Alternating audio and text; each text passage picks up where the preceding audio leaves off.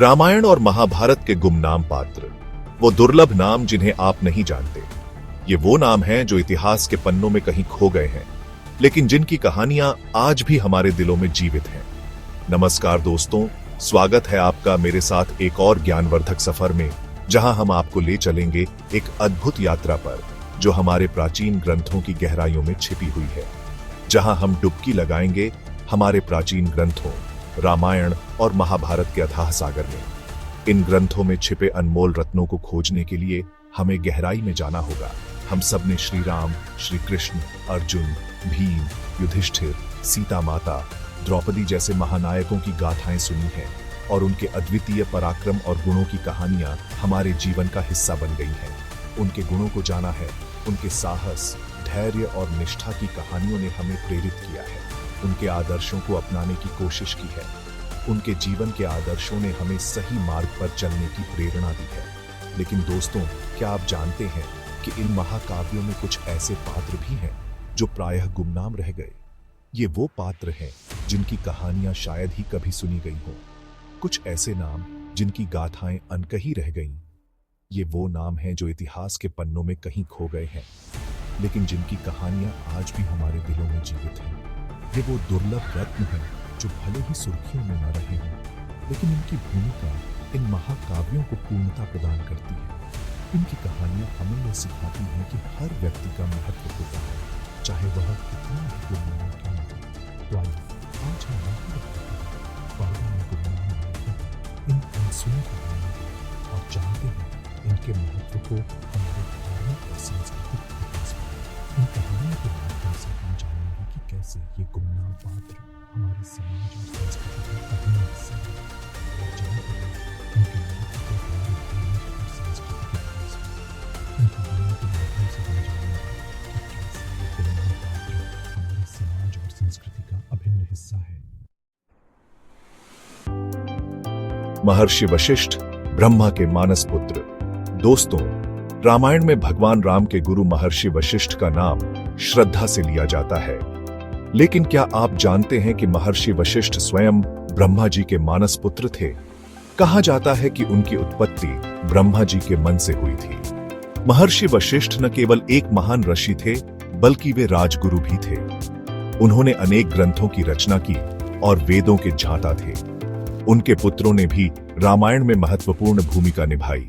तो आइए आज हम महर्षि वशिष्ठ और उनके परिवार के बारे में विस्तार से जानते हैं। राम के वंश लव और कुश से परे।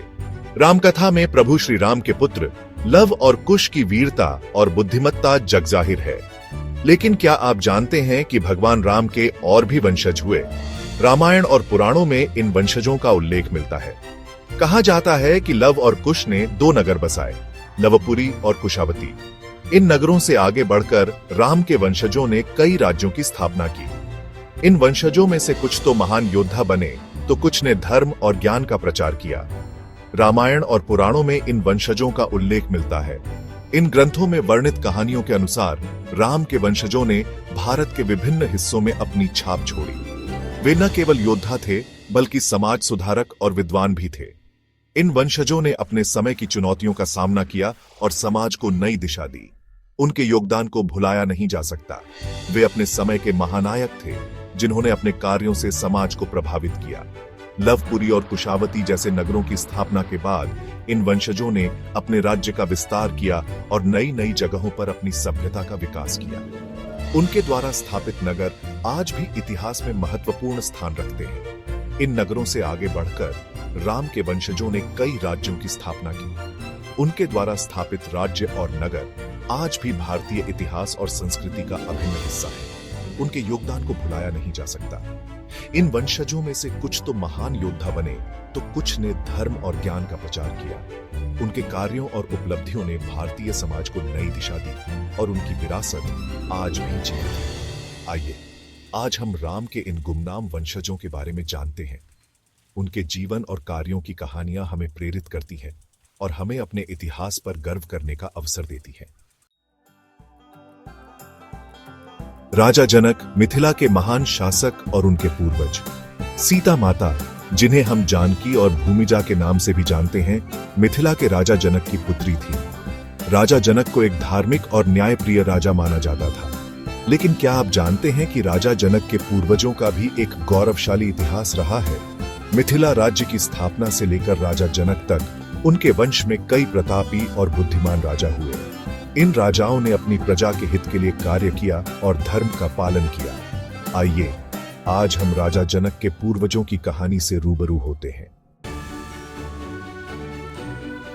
चैप्टर 4, अश्वत्थामा। अमरता का श्राप। महाभारत के युद्ध में अश्वत्थामा का नाम एक योद्धा के रूप में जाना जाता है। गुरु द्रोणाचार्य के पुत्र अश्वत्थामा को भगवान शिव का अंशावतार माना जाता था। उनके मस्तक पर एक अमूल्य मणि विराजमान थी जो उन्हें सभी अस्त्रों शस्त्रों से सुरक्षित रखती थी। युद्ध में पांडवों से पराजित होने पर उन्होंने क्रोधित होकर एक भयानक कृत्य किया, जिसके कारण उन्हें भगवान कृष्ण के श्राप का भागी बनना पड़ा।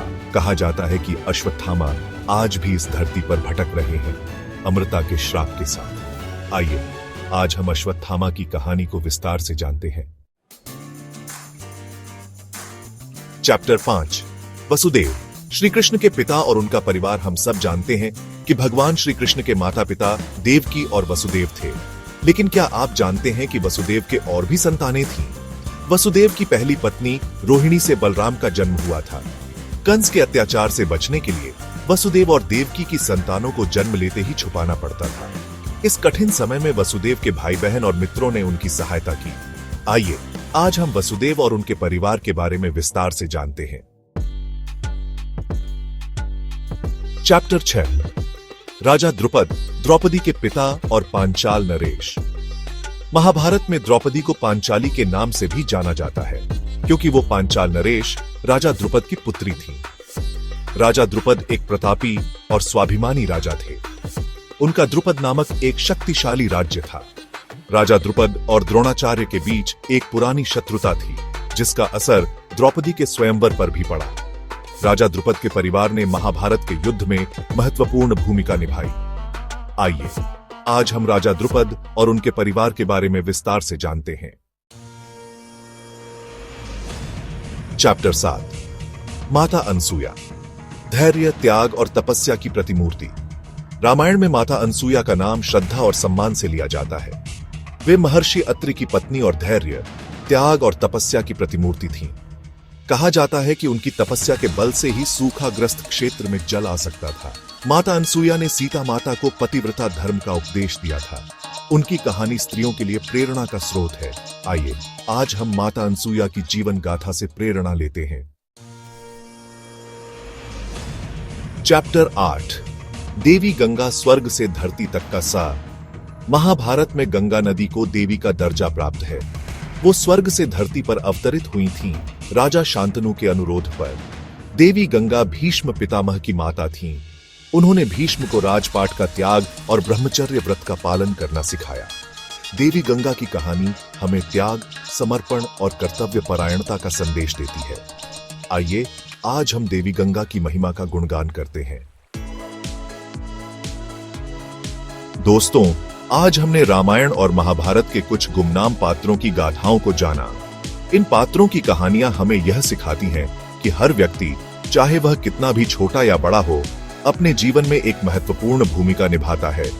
ये कहानियां हमें बताती हैं कि हर पात्र, चाहे वो कितना भी छोटा क्यों ना हो, अपनी महत्वपूर्ण भूमिका निभाता है।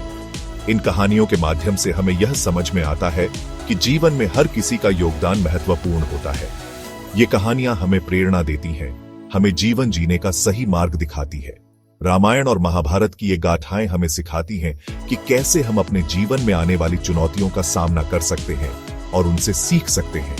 मुझे उम्मीद है कि आपको यह वीडियो पसंद आया होगा। अगर आपको यह वीडियो अच्छा लगा हो तो कृपया इसे लाइक करें और अपने दोस्तों और परिवार के साथ शेयर करें। अगर आपको यह वीडियो ज्ञानवर्धक लगा हो तो इसे लाइक करें, अपने दोस्तों और परिवार के साथ शेयर करें और कमेंट करके बताएं कि आपको कौन सी कहानी सबसे अच्छी लगी। आपकी प्रतिक्रिया हमारे लिए बहुत महत्वपूर्ण है। ऐसे ही रोचक और ज्ञानवर्धक वीडियो देखने के लिए हमारे चैनल को सब्सक्राइब करना न भूलें। धन्यवाद। हम आपके लिए और भी दिलचस्प और शिक्षाप्रद सामग्री लाते रहेंगे। हमारे साथ जुड़े रहें और हमारे चैनल को सपोर्ट करते रहें।